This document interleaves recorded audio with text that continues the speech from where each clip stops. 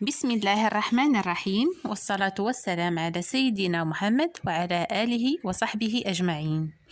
أهلا وسهلا بكم في كل مكان في هذا اللقاء حول السعال أو الكحة اللي تتعب الكثير من الناس، وخاصة في الليل، وما كتخليهمش يتمتعوا بنوم هادئ، لأن كما كتعرفوا الكحة ما كتشدنا غير في الليل.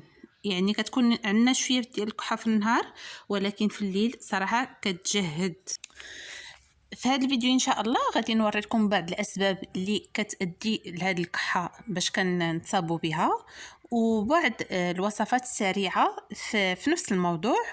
المهم الكثير ديال الناس كيحسب لهم واش الكحه كتجينا غير الوقت فاش كيضربنا البرد. لا، الكحه كنتصابوا بها فاش كيضربنا البرد، والوقت اللي كيكون عندنا التهابات على مستوى الاحبال الصوتيه. هاد المشكل هذا كيؤدي للكحه، وحتى الا تعصبنا ولا كان عندنا شي مشكل ويعني ولا كان عندنا شي ضغط نفسي اولا تقلقنا، راه كيهبط عندنا كيهبط عندنا الجهاز المناعه ديالنا، وهذا الشيء هذا كيخلي الجهاز التنفسي ديالنا كله حساس، وكيقدر يتلتهب لينا في وقت قليل. وفي بداية غادي ندوز لكم يعني الوصفات اللي كنقدروا ناخذوها في الوقت اللي كيكون ضربنا البرد. الوغ فاش كيضربنا البرد كنتصاوبوا يا اما بكحه جافه او لا كحه رطبه.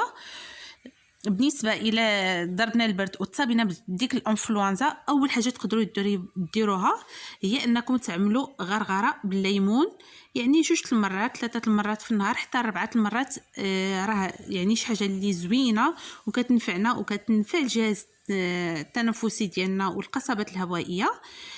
نقدروا ناخذوا الليمون نخلطوه بالماء دافي ونشربوه مع العسل. هادو من الامور اللي خصنا كلشي نديروهم. اي ضاره فيها الليمون، فيها الحامض، فيها العسل، يعني ضروري خصنا ناخذوا هذا مشروب ساخن ديال الماء والحامض وشويه ديال العسل، راه كينفع بزاف. هادو بالنسبه لهاد الوصفه هادي غير وقائيات وشي حوايج اللي كيساعدونا بعد ما كنديروا واحد الوصفه اللي كتكون فعلا فعاله بالنسبه لهاد الكحه اللي كتكون خاويه.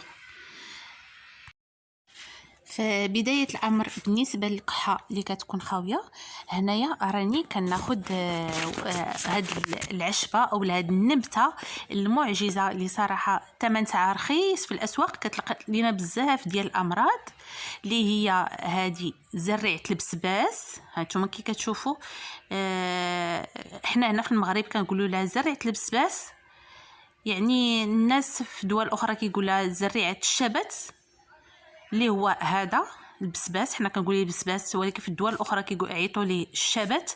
راه عنده منافع كثيره سبحان الله العلي العظيم. في هذا الفصل هذا مادام دار ربي يسروا لنا في هذا الفصل هذا الا وفيه فائده كبيره على الامراض اللي كنصابوا بها في هذا الفصل هذا. من الاحسن نكثروا من الاكل ديال الشبت في السلطات ديالنا، في السوب.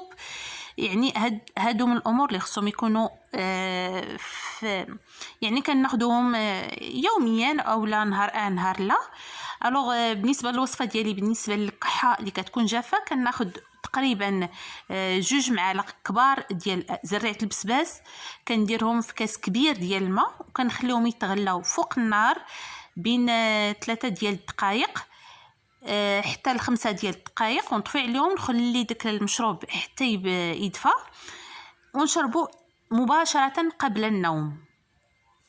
وتأكدوا معايا اخواتاتي انه اقسم بالله الى من الليله الاولى غادي تحسوا بالفرق الكبير، وغادي تنعسوا النعسه مرتاحه وهادئه، ويعني تقريبا 90% من هاد الكحه الخاويه غادي تمشي لكم من الليله الاولى.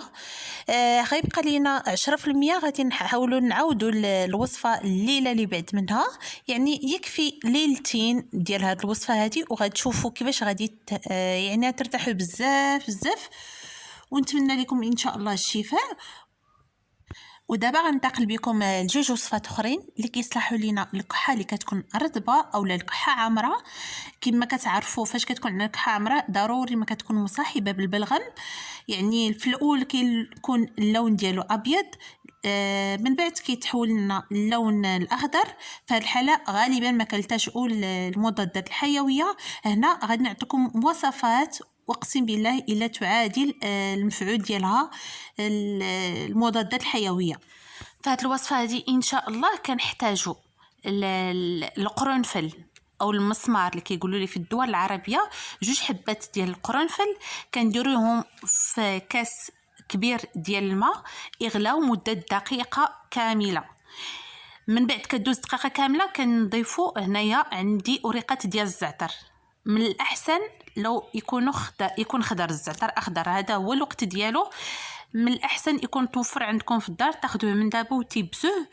تاخذوا الزعتر اخضر تضيفوا على الخليط بعد ما داز دقيقه. وهنايا كنضيفوا الريحان، اوراق الريحان هنا راه عندي مطحونين، انا مكرماهم وطحنتهم كنحطهم حيت عندهم تما فوائد زوينه على حسب الصحه. كناخذوا 2 قرنفلات، 2 مسمار، شويه ديال الزعتر. بعد ما كيطبخ دقيقه كامله كنضيفوا عليه الزعتر ونضيفوا عليه اوراق الريحان، يزيدوا يطبخوا نص دقيقه 30 ثانيه ونطفيو عليه ونخلوه حتى يدفى الخليط ونشربوه مباشره قبل النوم. هذه الوصفه هذه اقسم بالله الا تعادل مضاد الحيوي، لانه لو عرفت الفوائد اللي كاينه في هذا الزعتر والفوائد اللي كاينه في القرنفل راه فعلا ما غاديش يخطاكم نهائيا من البيت ديالكم. بالنسبه للوصفه الثالثه اللي حتى هي كتصلح لينا الكحه العامره او الكحه الرطبه، كناخذوا بصيله وحده صغيره بهذا الحجم هذا، هانتوما كي كتشوفوا يعني غير صغيره ما تكونش كبيره. هنا كناخذوا هاد النبته ديال الشبت او النبته اللي كتكون في البسباس، كناخذوا تقريبا واحد زليفه صغيره او حفنه تكون نيت مهمه ديال هاد الوريقات، وكنضيفوا عليهم واحد ضريس ديال الثوم، درس واحد فقط. كنطحنوهم في الخلاط مزيان حتى كيرجعوا عندنا كيرجع لينا خليط متجانس، يعني غير بحال العجينه بحال الشيبات. كنزوه كنديروه فشي زويف ولا فشي صفايه وكنصفيو داك العصاره اللي كتخرج لينا من هاد 3 ديال العناصر، وكناخذوا معلقه كبيره قبل النوم. هذا بالنسبه للناس الكبار ياخذوا معلقه كبيره قبل النوم، معلقه صغيره بالنسبه للاطفال، ونص معلقه بالنسبه للوليدات الصغيورين اللي كيكون فايت العمر ديالهم 2 سنين. يعني هاد الوصفه هذه من الاحسن ما ياخذوهاش الرضع، يعني ابتداء من 2 سنين كنقدروا نعطوها للوليدات. الوصفه الاولى نقدروا نعطوا، الثانيه والاولى نقدروا نعطوها للوليدات ابتداء من 6 ديال الاشهر. نتمنى نكون وصلت لكم المعلومات كلها. بالنسبه لهاد الوصفه هذه ديال الكحه العامره ديال الزعتر والقرنفل والحبق، او الوصفه الثانيه ديال البصله والوريقه ديال الشبت اللي كنديروا مع الثومه اللي كنطحنوا، هادو كلهم كناخذوهم نيشان قبل النوم، ما كناخذوهمش نهائيا بالنهار، وكنتغطاو وغادي تطلع لكم واحد الصهده وواحد السخونيه. وهذا دليل على ان ديك الميكروبات كيخرجوا يعني والصدر ديالنا كيتنقى. وما نساوش فتره العلاج ديالنا وفتره ديال المرض ديالنا نشربوا الماء يعني بزاف بزاف بزاف بزاف، لان هذا السعال هذا كيحتاج ان الدم تكون عندنا مرطبه، لانه من الاساسيات اننا نرطبوا الجهاز التنفسي ديالنا والحلق ديالنا باش كنقدروا نخويوه بسهوله. ثاني حاجه قبل ما ننساها، ما تنساوش انكم يعني تاخذوا هذه الوصفات هادو نيشان قبل النوم. صافي كناخذوهم ونتمنى ان شاء الله الشفاء الجميع من كل الامراض يا ربي. واللي عجبتها الفكره وعجبتها الوصفه ما تنساش دير الاشتراك وتفعيل الجرس باش يوصلها الجديد.